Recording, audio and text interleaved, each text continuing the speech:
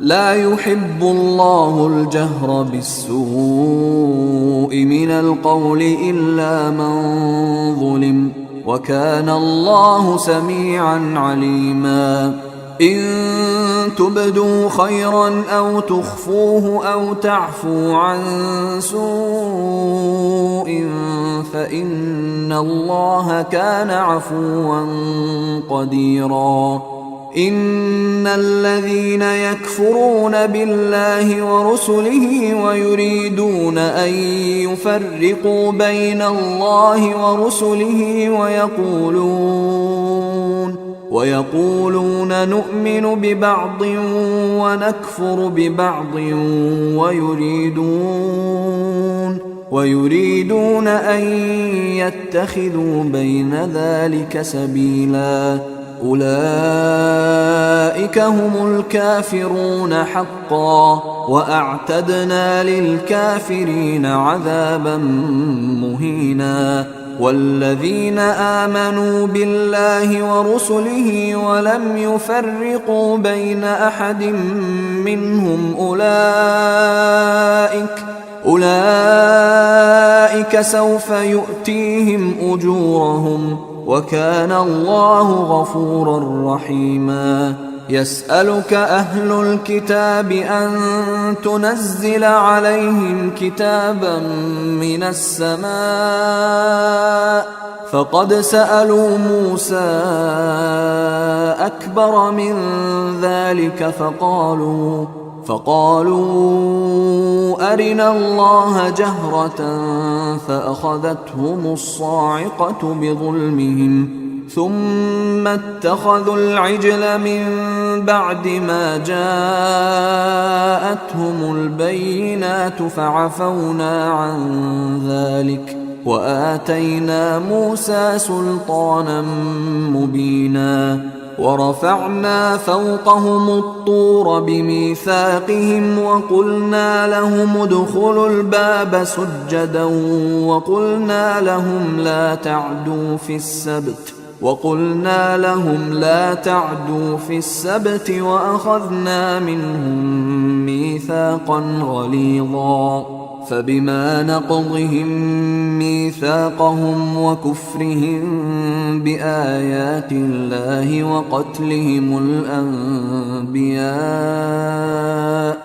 وقتلهم الأنبياء بغير حق وقولهم قلوبنا غلف، بل طبع الله عليها بكفرهم فلا يؤمنون إلا قليلا. وبكفرهم وقولهم على مريم بهتانا عظيما، وقولهم إنا قتلنا المسيح عيسى ابن مريم رسول الله وما قتلوه وما صلبوه ولكن شبه لهم، وإن الذين اختلفوا فيه لفي شك منه، ما لهم به من علم إلا اتباع الظن، وما قتلوه يقينا، بل رفعه الله إليه، وكان الله عزيزا حكيما. وإن من أهل الكتاب إلا ليؤمنن به قبل موته ويوم القيامة يكون عليهم شهيدا.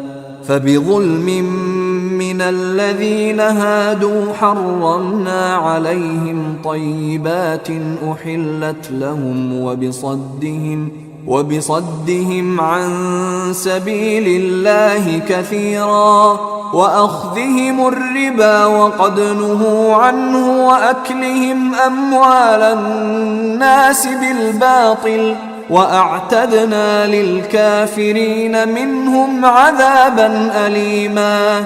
لكن الراسخون في العلم منهم والمؤمنون يؤمنون بما أنزل إليك وما أنزل من قبلك والمقيمين الصلاة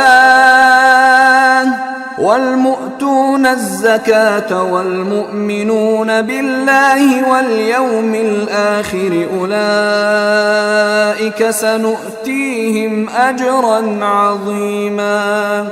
إنا أوحينا إليك كما أوحينا إلى نوح والنبيين من بعده وأوحينا إلى إبراهيم وإسماعيل وإسحاق ويعقوب والأسباط وعيسى وأيوب ويونس وهارون وسليمان وآتينا داود زبورا ورسلا قد قصصناهم عليك من قبل ورسلا لم نقصصهم عليك وكلم الله موسى تكليما. رسلا مبشرين ومنذرين لئلا يكون للناس على الله حجة بعد الرسل وكان الله عزيزا حكيما. لكن الله يشهد بما أنزل إليك أنزله بعلمه والملائكة يشهدون وكفى بالله شهيدا. إن الذين كفروا وصدوا عن سبيل الله قد ضلوا ضلالا بعيدا. إن الذين كفروا وظلموا لم يكن الله ليغفر لهم ولا ليهديهم طريقا إلا طريق جهنم خالدين فيها أبدا وكان ذلك على الله يسيرا. يا أيها الناس قد جاءكم الرسول بالحق من ربكم فآمنوا خيرا لكم وإن تكفروا فإن لله ما في السماوات والأرض وكان الله عليما حكيما.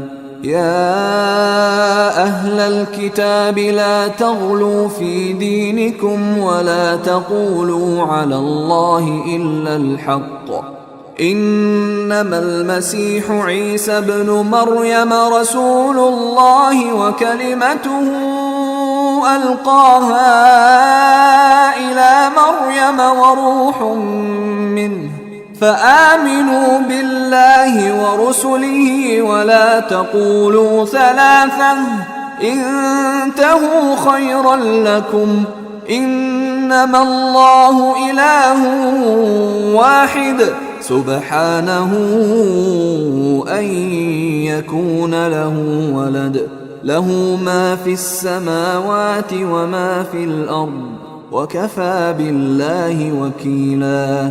لن يستنكف المسيح أن يكون عبدا لله ولا الملائكة المقربون ومن يستنكف عن عبادته ويستكبر فسيحشرهم إليه جميعا. فأما الذين آمنوا وعملوا الصالحات فيوفيهم أجورهم ويزيدهم من فضله وأما الذين استنكفوا واستكبروا فيعذبهم عذابا أليما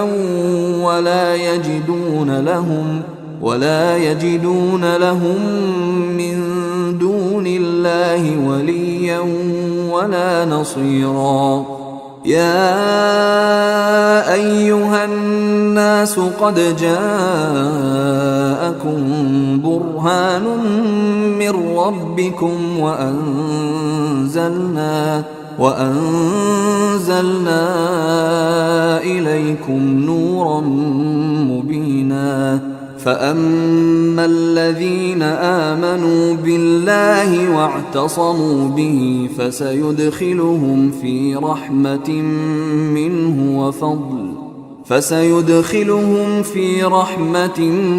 منه وفضل ويهديهم إليه صراطا مستقيما. يستفتونك قل الله يفتيكم في الكلالة إن امرؤ هلك ليس له ولد وله أخت فلها نصف ما ترك وهو يرثها إن لم يكن لها ولد، فإن كانت اثنتين فلهما الثلثان مما ترك، وإن كانوا إخوة رجالا ونساء فللذكر مثل حظ الأنثيين. يبين الله لكم أن تضلوا والله بكل شيء عليم. أعوذ بالله من الشيطان الرجيم. بسم الله الرحمن الرحيم. يا أيها الذين آمنوا أوفوا بالعقود. أحلت لكم بهيمة الأنعام إلا ما يتلى عليكم غير محل الصيد وأنتم حرم، إن الله يحكم ما يريد. يا أيها الذين آمنوا لا تحلوا شعائر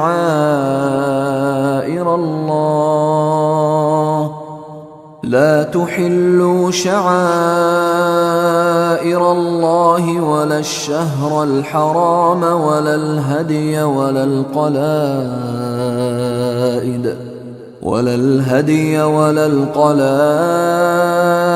ولا آمين البيت الحرام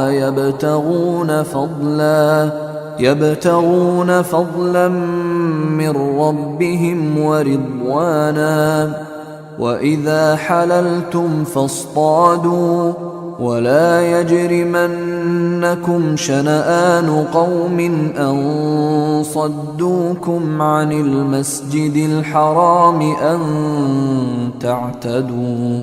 وتعاونوا على البر والتقوى ولا تعاونوا على الإثم والعدوان، واتقوا الله إن الله شديد العقاب. حرمت عليكم الميتة والدم ولحم الخنزير وما أهل لغير الله به والمنخنقة والموقوذة والمتردية والنطيحة وما أكل السبع إلا ما ذكيتم وما ذبح على النصب وأن تستقسموا بالأزلام، ذلكم فسق.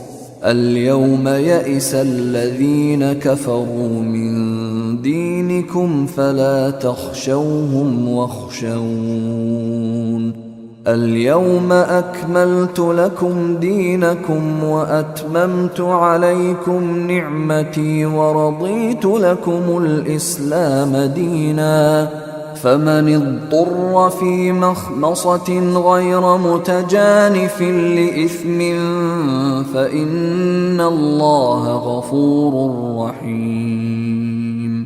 يسألونك ماذا أحل لهم قل أحل لكم الطيبات وما علمتم من الجوارح مكلبين تعلمونهن مما علمكم الله فكلوا مما أمسكن عليكم واذكروا اسم الله عليه واتقوا الله إن الله سريع الحساب.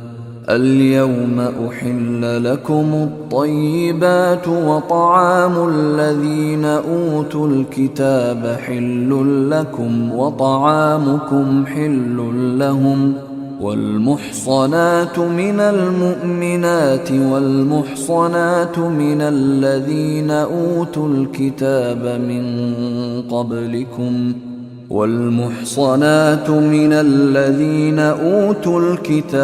من قبلكم إذا آتيتموهن أجورهن محصنين غير مسافحين ولا متخذي أخدان ومن يكفر بالإيمان فقد حبط عمله وهو في الآخرة من الخاسرين. يا أيها الذين آمنوا إذا قمتم إلى الصلاة فاغسلوا وجوهكم وأيديكم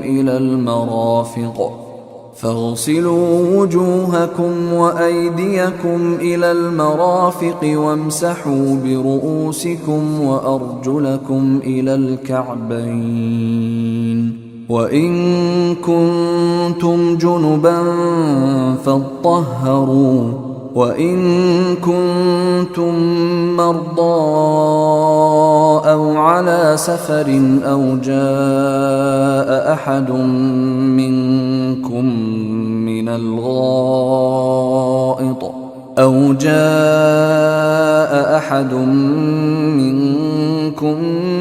الغائط أو لامستم النساء فلم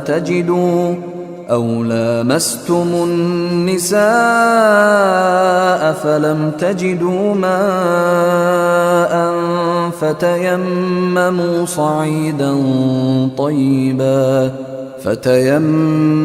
صعيدا طيبا فامسحوا بوجوهكم وأيديكم منه ما يريد الله ليجعل عليكم من حرج ولكن يريد ليطهركم وليتم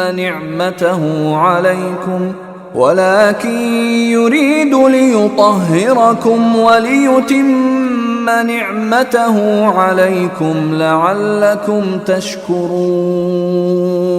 واذكروا نعمة الله عليكم وميثاقه الذي واثقكم به إذ قلتم سمعنا وأطعنا واتقوا الله إن الله عليم بذات الصدور. يا أيها الذين آمنوا كونوا قوامين لله شهداء بالقسط ولا يجرمنكم شنآن قوم على ألا تعدلوا اعدلوا هو أقرب للتقوى واتقوا الله إن الله خبير بما تعملون. وعد الله الذين آمنوا وعملوا الصالحات لهم مغفرة وأجر عظيم. والذين كفروا وكذبوا بآياتنا أولئك أصحاب الجحيم. يا الذين آمنوا اذكروا نعمة الله عليكم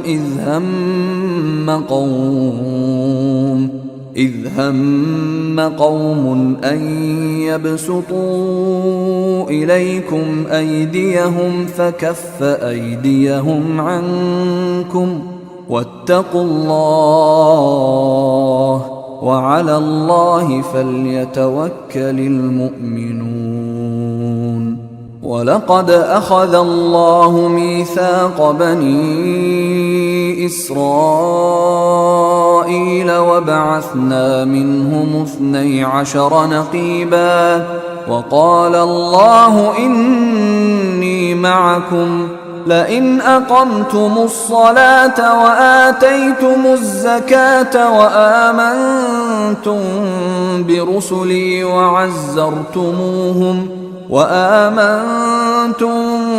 برسلي وعزرتموهم وأقرضتم الله قرضا حسنا لأكفرن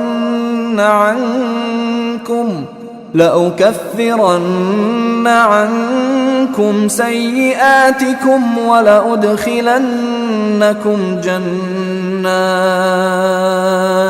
ولأدخلنكم جنات تجري من تحتها الأنهار فمن كفر بعد ذلك منكم فقد ضل سواء السبيل.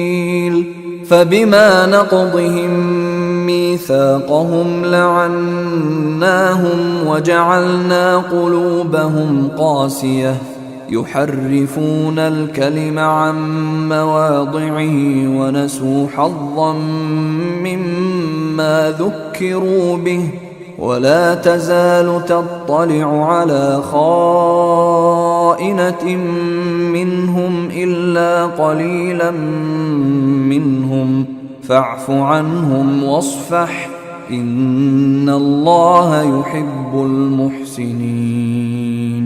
ومن الذين قالوا إنا نصارى أخذنا ميثاقهم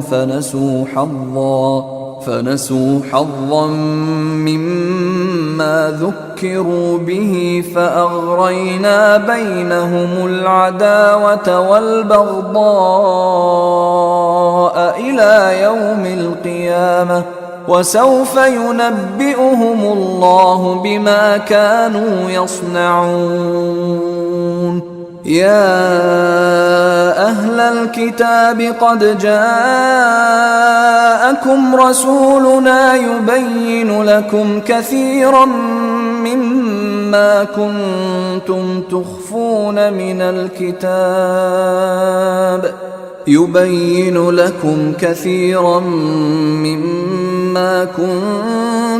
تخفون من الكتاب ويعفو عن كثير.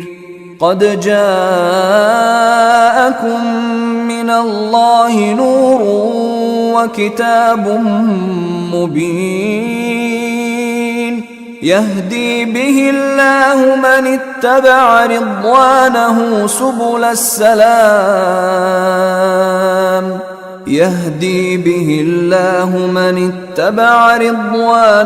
سبل السلام ويخرجهم من الظلمات إلى النور بإذنه ويهديهم إلى صراط مستقيم.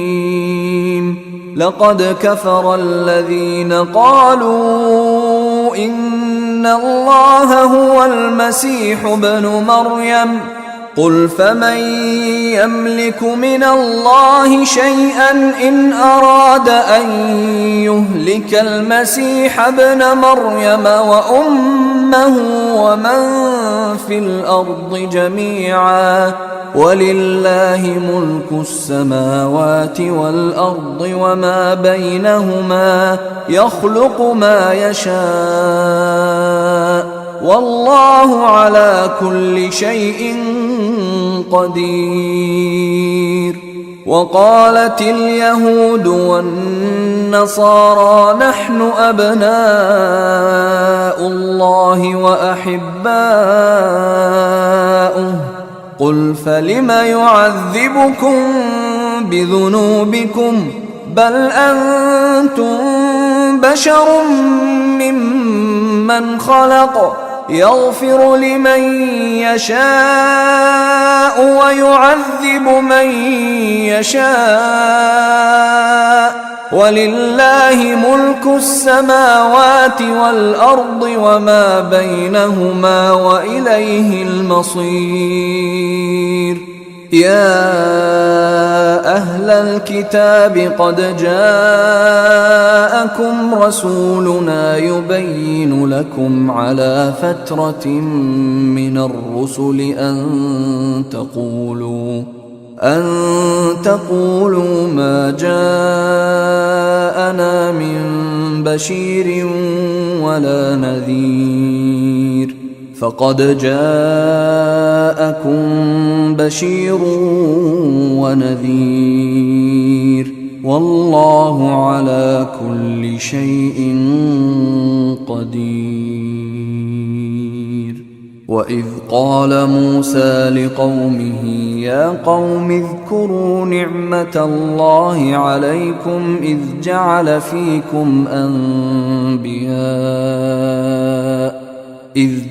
فيكم أنبياء وجعلكم ملوكا وآتاكم ما لم يؤت أحدا من العالمين يا قوم ادخلوا الأرض المقدسة التي كتب الله لكم ولا ترتدوا على أدباركم فتنقلبوا خاسرين قالوا يا موسى إن فيها قوما جبارين وإنا لن ندخلها حتى يخرجوا منها فإن يخرجوا منها فإنا داخلون قال رجلان من الذين يخافون أنعم الله عليهم ادخلوا عليهم الباب فإذا دخلتموه فإنكم غالبون وعلى الله فتوكلوا إن كنتم مؤمنين قالوا يا موسى إنا لن ندخلها أبدا ما داموا فيها فاذهب أنت وربك فقاتلا إنا هاهنا قاعدون قال رب إني لا أملك إلا نفسي وأخي فافرق بيننا وبين القوم الفاسقين قال فإنها محرمة عليهم 40 سنة يتيهون في الأرض فلا تأس على القوم الفاسقين واتل عليهم نبأ ابني آدم بالحق إذ قربا قربانا فتقبل من أحدهما ولم يتقبل من الآخر قال لأقتلنك قال إنما يتقبل الله من المتقين لئن بسطت إلي يدك لتقتلني ما أنا بباسط يدي إليك لأقتلك إني أخاف الله رب العالمين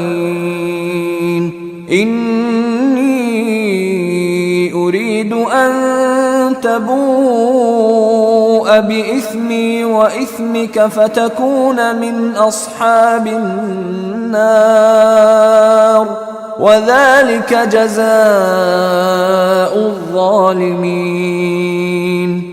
فطوعت له نفسه قتل أخيه فقتله فأصبح من الخاسرين. فبعث الله غرابا يبحث في الأرض ليريه كيف يواري سوءة أخيه، قال يا ويلتى أعجزت أن أكون مثل هذا الغراب فأواري سوءة أخي فأصبح من النادمين. من أجل ذلك كتبنا على بني إسرائيل أنه من قتل نفسا بغير نفس أو فساد في الأرض فكأنما قتل الناس جميعا، ومن أحياها فكأنما أحيا الناس جميعا. ولقد جاءتهم رسلنا بالبينات ثم إن كثيرا منهم بعد ذلك في الأرض لمسرفون. إنما جزاء الذين يحاربون الله ورسوله ويسعون في الأرض فسادا أن يقتلوا أو يصلبوا أو تقطع أيديهم وأرجلهم من خلاف أو ينفوا من الأرض، ذلك لهم خزي في الدنيا ولهم في الآخرة عذاب عظيم. إلا الذين تابوا من قبل أن تقدروا عليهم فاعلموا أن الله غفور رحيم. يا أيها الذين آمنوا اتقوا الله وابتغوا إليه الوسيلة وجاهدوا في سبيله لعلكم تفلحون. إن الذين كفروا لو أن لهم ما في الأرض جميعا ومثله معه ليفتدوا به من عذاب يوم القيامة ما تقبل منهم ولهم عذاب أليم. يريدون أن يخرجوا من النار وما هم بخارجين منها ولهم عذاب مقيم. والسارق والسارقة فاقطعوا أيديهما جزاء بما كسبا نكالا من الله، والله عزيز حكيم. فمن تاب من بعد ظلمه وأصلح فإن الله يتوب عليه، إن الله غفور رحيم. ألم تعلم أن الله له ملك السماوات والأرض يعذب من يشاء ويغفر لمن يشاء، والله على كل شيء قدير. يا أيها الرسول لا يحزنك الذين يسارعون في الكفر من الذين من الذين قالوا آمنا بأفواههم ولم تؤمن قلوبهم ومن الذين هادوا سماعون للكذب سماعون لقوم آخرين لم يأتوك يحرفون الكلم من بعد مواضعه يقولون إن أوتيتم هذا فخذوه وإن لم تؤتوه فاحذروا ومن يرد الله فتنته فلن تملك له من الله شيئا أولئك الذين لم يرد الله أن يطهر قلوبهم لهم في الدنيا خزي ولهم في الآخرة عذاب عظيم سماعون للكذب أكالون للسحت فإن جاءوك فاحكم بينهم أو أعرض عنهم وإن تعرض عنهم فلن يضروك شيئا وإن حكمت فاحكم بينهم بالقسط إن الله يحب المقسطين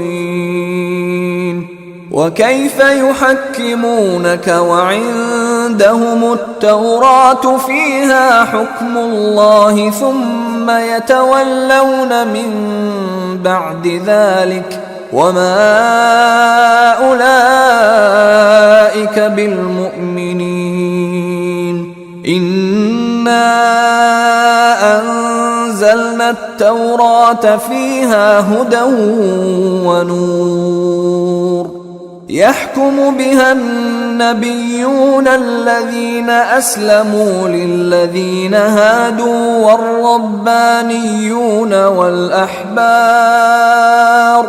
والربانيون والأحبار بما استحفظوا من كتاب الله وكانوا عليه شهداء فلا تخشوا الناس واخشوني ولا تشتروا بآياتي ثمنا قليلا ومن لم يحكم بما أنزل الله فأولئك هم الكافرون وكتبنا عليهم فيها أن النفس بالنفس والعين بالعين والأنف بالأنف والأذن بالأذن والسن بالسن والجروح قصاص فمن تصدق به فهو كفارة له ومن لم يحكم بما أنزل الله فأولئك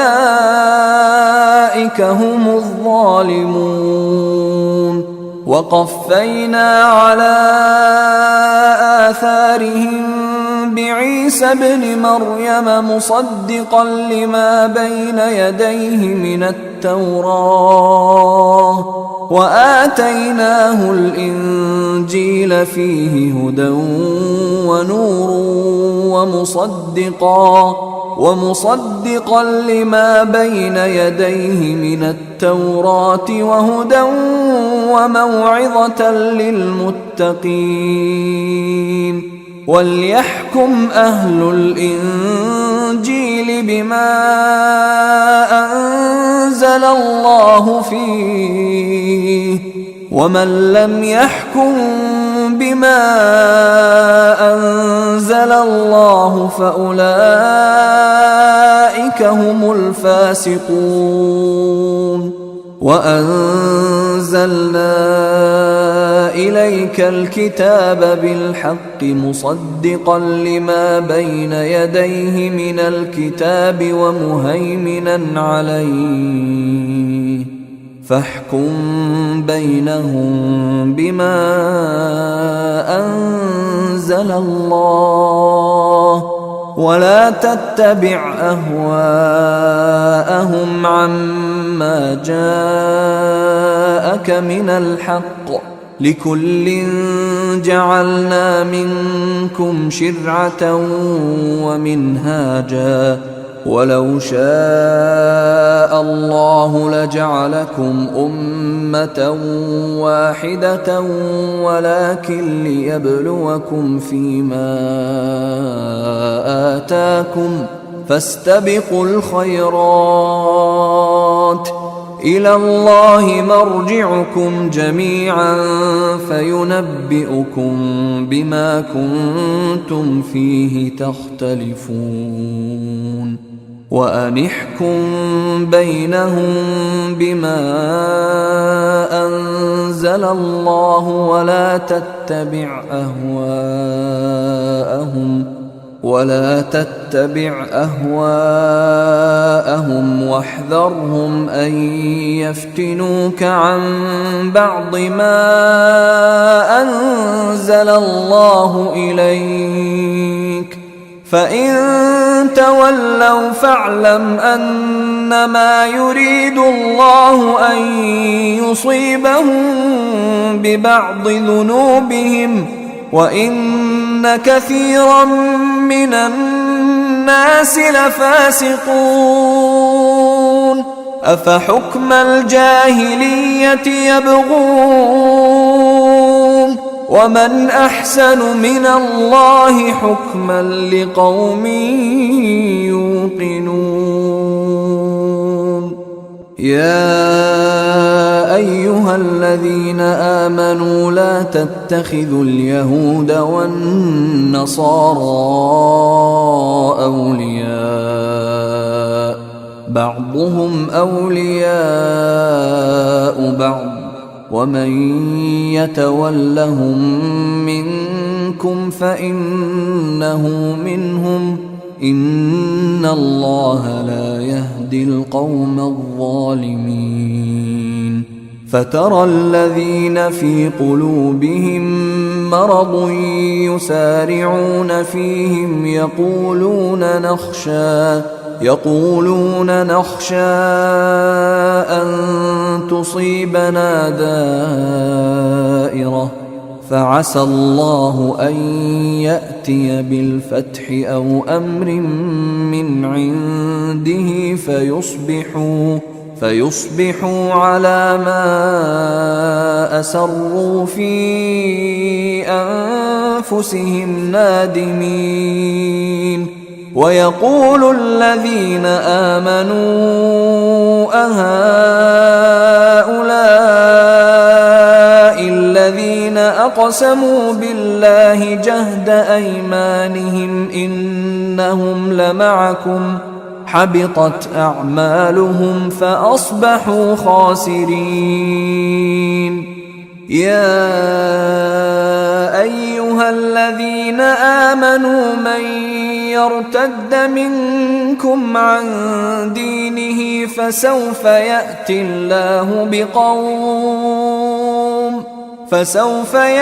الله بقوم يحبهم ويحبونه أذلة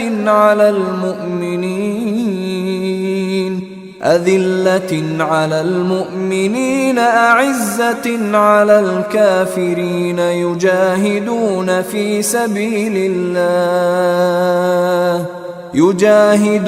في سبيل الله ولا يخافون لومة لائم، ذلك فضل الله يؤتيه من يشاء والله واسع عليم. إنما وليكم الله ورسوله والذين آمنوا الذين يقيمون الصلاة ويؤتون الزكاة وهم راكعون. ومن يتول الله ورسوله والذين آمنوا فإن حزب الله هم الغالبون. يا أيها الذين آمنوا لا تتخذوا الذين اتخذوا دينكم هزوا ولعبا من الذين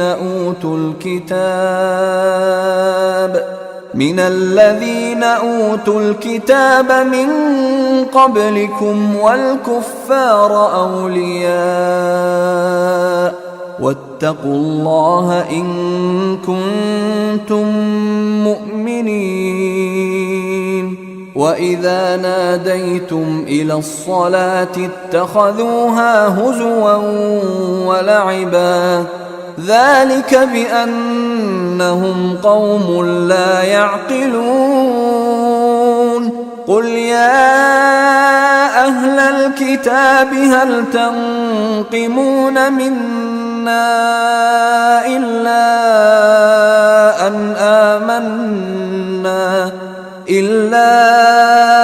أن آمنا بالله وما أنزل إلينا وما أنزل من قبل وأن أكثركم فاسقون. قل هل أنبئكم بشر من ذلك مثوبة عند الله من لعنه الله وغضب عليه وجعل منهم القردة والخنازير وعبد الطاغوت أولئك شر مكانا وأضل عن سواء السبيل. وإذا جاءوكم قالوا آمنا وقد دخلوا بالكفر وهم قد خرجوا به والله أعلم بما كانوا يكتمون. وترى كثيرا منهم يسارعون في الإثم والعدوان وأكلهم السحت لبئس ما كانوا يعملون. لولا ينهاهم الربانيون والأحبار عن قولهم الإثم وأكلهم السحت لبئس ما كانوا يصنعون. وقالت اليهود يد الله مغلولة غلت أيديهم ولعنوا بما قالوا بل يداه مبسوطتان ينفق كيف يشاء وليزيدن كثيرا منهم ما أنزل إليك من ربك طغيانا وكفرا وألقينا بينهم العداوة والبغضاء إلى يوم القيامة كلما أوقدوا نارا للحرب أطفأها الله ويسعون في الأرض فسادا والله لا يحب المفسدين. ولو أن أهل الكتاب آمنوا واتقوا لكفرنا عنهم سيئاتهم ولأدخلناهم جنات النعيم. ولو أنهم أقاموا التوراة والإنجيل وما أنزل إليهم من ربهم لأكلوا من فوقهم ومن تحت أرجلهم منهم أمة مقتصدة وكثير منهم ساء ما يعملون. يا أيها الرسول بلغ ما أنزل إليك من ربك وإن لم تفعل فما بلغت رسالته والله يعصمك من الناس إن الله لا يهدي القوم الكافرين قل يا أهل الكتاب لستم على شيء حتى تقيموا التوراة والإنجيل وما أنزل إليكم من ربكم وليزيدن كثيرا منهم ما أنزل إليك من ربك طغيانا وكفرا فلا تأس على القوم الكافرين إن الذين آمنوا والذين هادوا والصابئون والنصارى من آمن بالله واليوم الآخر وعمل صالحا فلا خوف عليهم ولا هم يحزنون لقد أخذنا ميثاق بني إسرائيل وأرسلنا إليهم رسلا كلما جاءهم رسول بما لا تهوى أنفسهم فريقا كذبوا وفريقا يقتلون وحسبوا ألا تكون فتنة فعموا وصموا ثم تاب الله عليهم ثم عموا وصموا كثير منهم والله بصير بما يعملون لقد كفر الذين قالوا إن الله هو المسيح ابن مريم وقال المسيح يا بني إسرائيل اعبدوا الله ربي وربكم إنه من يشرك بالله فقد حرم الله عليه الجنة ومأواه النار وما للظالمين من أنصار لقد كفر الذين قالوا إن الله ثالث ثلاثة وما من إله إلا إله واحد وإن لم ينتهوا عما يقولون ليمسن الذين كفروا منهم عذاب أليم أفلا يتوبون إلى الله ويستغفرونه والله غفور رحيم ما المسيح ابن مريم إلا رسول قد خلت من قبله الرسل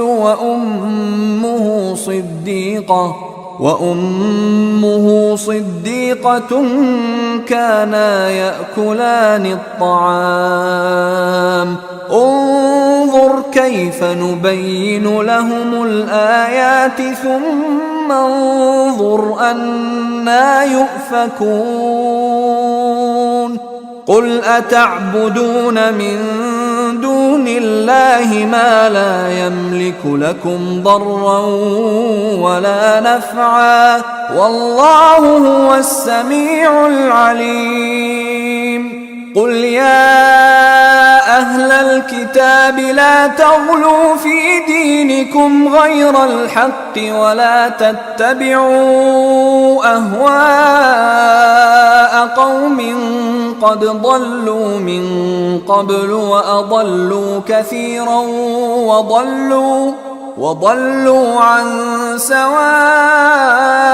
السبيل لعن الذين كفروا من بني إسرائيل على لسان داود وعيسى بن مريم ذلك بما عصوا وكانوا يعتدون كانوا لا يتناهون عن منكر فعلوه لبئس ما كانوا يفعلون ترى كثيرا منهم يتولون الذين كفروا لبئس ما قدمت لهم أنفسهم أن سخط الله عليهم وفي العذاب هم خالدون ولو كانوا يؤمنون بالله والنبي وما أنزل إليه ما